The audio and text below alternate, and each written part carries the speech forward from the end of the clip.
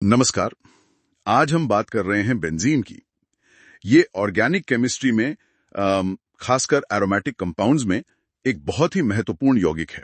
हमारे पास बेंजीन संरचना और गुणधर्म से कुछ जानकारी है और हमारा मकसद है इसकी जो अनोखी बनावट है और जो इसके गुण हैं उन्हें समझना। इसकी कहानी मतलब जो स्ट्रक्चर की कहानी है वो शुरू होती है 1865 से। ऑगस्ट केकुले ने एक आइडिया दिया था, एक 6 कार्बन की रिंग, उसमें ऑल्टरनेट सिंगल और डबल बॉन्ड्स और हर कार्बन से एक हाइड्रोजन जुड़ा हुआ।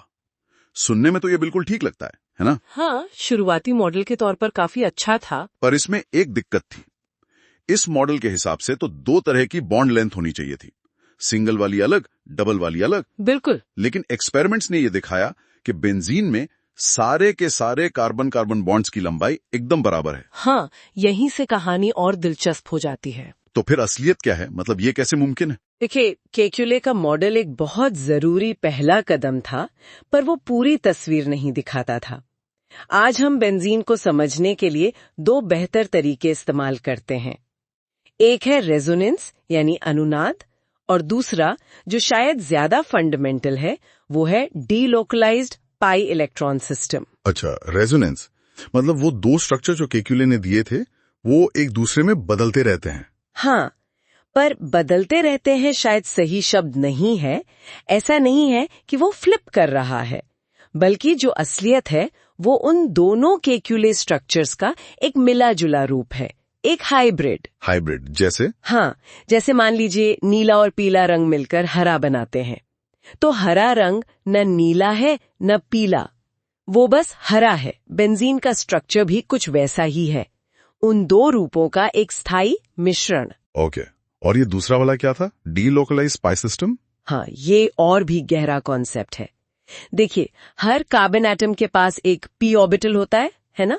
हाँ। जो डबल बॉन्ड बनाने में हिस्सा लेता है। बेंजीन में ये 6 पी ऑर्बिटल्स आपस में ओवरलैप करते हैं और रिंग के प्लेन के ऊपर और नीचे एक लगातार इलेक्ट्रॉन क्लाउड जैसा बना लेते हैं। तो ये जो पाए इलेक्ट्रॉन्स हैं वो किन्हीं 2 कार्बन के बीच फिक्स नहीं रहते, वो पूरी रिंग में 6 के 6 कार्बन पर घूमते रहते हैं, मतलब डीलोकलाइज्ड हो जाते हैं। अच्छा, पूरी रिंग में फैले हुए। बिल्कुल। और इसी डीलोकलाइजेशन, इसी फैलाव की वजह से बेंजीन को एक असाधारण स्थिरता मिलती है।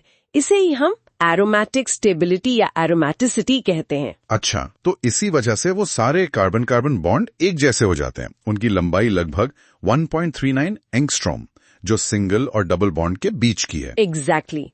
ना वो प्योर सिंगल है ना प्योर डबल, वो एक हाइब्रिड बॉन्ड है। और सारे बॉन्ड एंगल्स भी 120 डिग्री होते हैं, मतलब मॉलिक्यूल एकदम फ्लैट प्लेनर होता है। हाँ, sp2 हाइब्रिडाइजेशन की वजह से।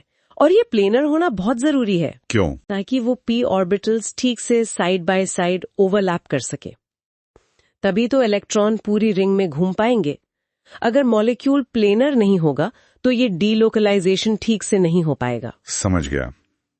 और यहीं पर शायद हकल का नियम भी आता है ना, एरोमेटिसिटी के लिए? बिल्कुल सही। हकल का नियम हमें बताता है कि कोई cyclic, planar, conjugated system aromatic होगा या नहीं। नियम कहता है कि सिस्टम में 4n+2 टाई इलेक्ट्रॉन्स होने चाहिए, जहां n कोई इंटीजर हो सकता है, 0, 1, 2 वगैरह। और बेंजीन में 6 पाई इलेक्ट्रॉन है। हाँ, तो अगर हम n = 1 लेते हैं तो 4 × 1 + 2 = 6 आता है। तो बेंजीन हकल के नियम को मानता है? जी, ये नियम बेसिकली ये बताता है कि इलेक्ट्रॉनों की ये संख्या एक खास तरह का स्थिर इलेक्ट्रॉनिक कॉन्फ़िगरेशन बनाती है, एक तरह से क्लोज्ड शेल जैसा, जैसे नोबल गैस एटम्स में होता है, कुछ वैसा ही मॉलिक्यूलर लेवल पर। ओके, ये तो हुई संरचना और स्थिरता की बात। अब इसके केमिकल रिएक्शंस पर क्या असर पड़ता है? सीधा असर पड़ता है, क्योंकि इलेक्ट्रॉन डेंसिटी पूरी रिंग पर समान रूप से फैली हुई है और सिस्टम बहुत स्थिर है। तो वो आसानी से रिएक्ट नहीं करना चाहेगा, या खास तरीके से करेगा। हाँ, सही पकड़ा। वो अपनी एरोमेटिक स्थिरता को खोना नहीं चाहता, इसीलिए बेंजीन एडिशन रिएक्शंस आसानी से नहीं देता। एडिशन रिएक्शंस जैसे एल्कीन्स देते हैं डबल बॉन्ड पे। हाँ, वही। उन रिएक्शंस में डबल बॉन्ड टूटता है, sp2 कार्बन sp3 बन जाते हैं और एरोमेटिसिटी खत्म हो जाती है।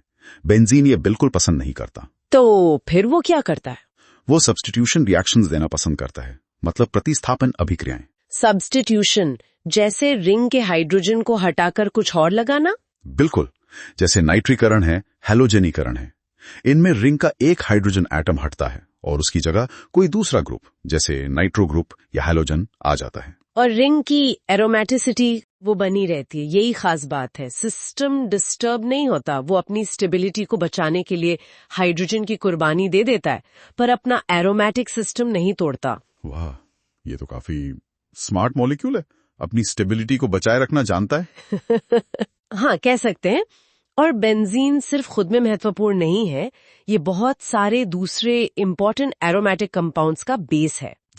जैसे टोल्यूइन है, फिनॉल है, एनिलीन है। इनकी लिस्ट बहुत लंबी है।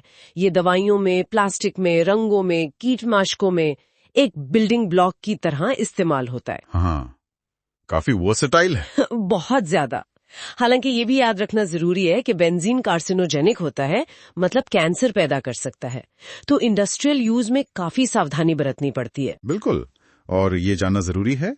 तो संक्षेप में हमने बेंजीन की संरचना को समझा, केकुले के शुरुआती आइडिया से लेकर रेजोनेंस और डीलोकलाइज्ड इलेक्ट्रॉन्स के मॉडर्न कॉन्सेप्ट तक, और हमने देखा कि कैसे ये संरचना इसे खास स्थिरता यानी एरोमेटिसिटी देती है, जिसकी पुष्टि हकल के नियम से होती है।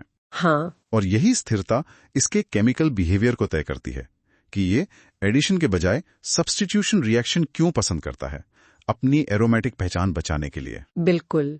और यहाँ एक सोचने वाली बात छोड़ जाते हैं जी, कि बेंजीन की ये जो इतनी गहरी स्थिरता है और उसका स्ट्रक्चर भी देखा जाए तो काफी सरल है, ये कैसे इसे प्रकृति में और इंडस्ट्री में इतने अलग अलग, इतने कॉम्प्लेक्स मॉलिक्यूल्स बनाने का आधार बन जाता है। मतलब कैसे एक बेसिक स्ट्रक्चर इतने विविध एप्लीकेशंस की नींव रख सकता है। इस पर सोचना काफी दिलचस्प है।